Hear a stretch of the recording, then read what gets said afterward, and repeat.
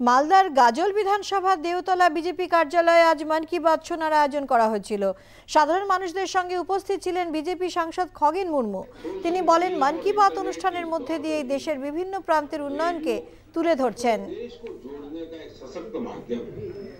Radio की ताकत कितना बदलाव ला सकती है, इसकी एक अनूठी मिसाल छत्तीसगढ़ में देखने को मिल रही है। बीते करीब 7 वर्षों से यहाँ रेडियो पर एक लोकप्रिय कार्यक्रम का प्रसारण हो रहा है।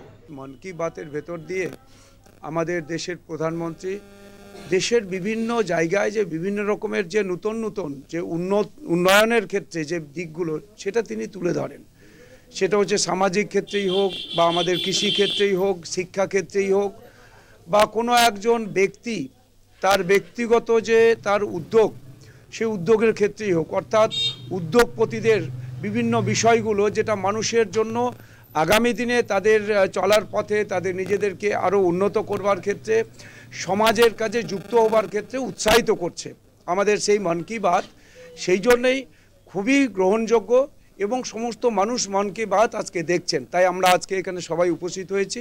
মন কি বাতের ভেতর দিয়ে মানুষকে আরও আমরা তাদেরকে এই জানান দেওয়া এবং আমাদের দেশের প্রধানমন্ত্রী যে এই যে তুলে ধরছেন যে বিভিন্ন বিষয়গুলো যা আমাদের রাজ্য, আমাদের দেশ, আমাদের বিশ্বের কাছে বিশেষ করে এই বিষয়গুলো তুলে ধরছেন, সেই জন্যই জনপ্রিয় প্রধানমন্ত্রী, যশস্বী প্রধানমন্ত্রী নরেন্দ্র মোদীজিকে আমি ধন্যবাদ জানাচ্ছি, কৃতজ্ঞ।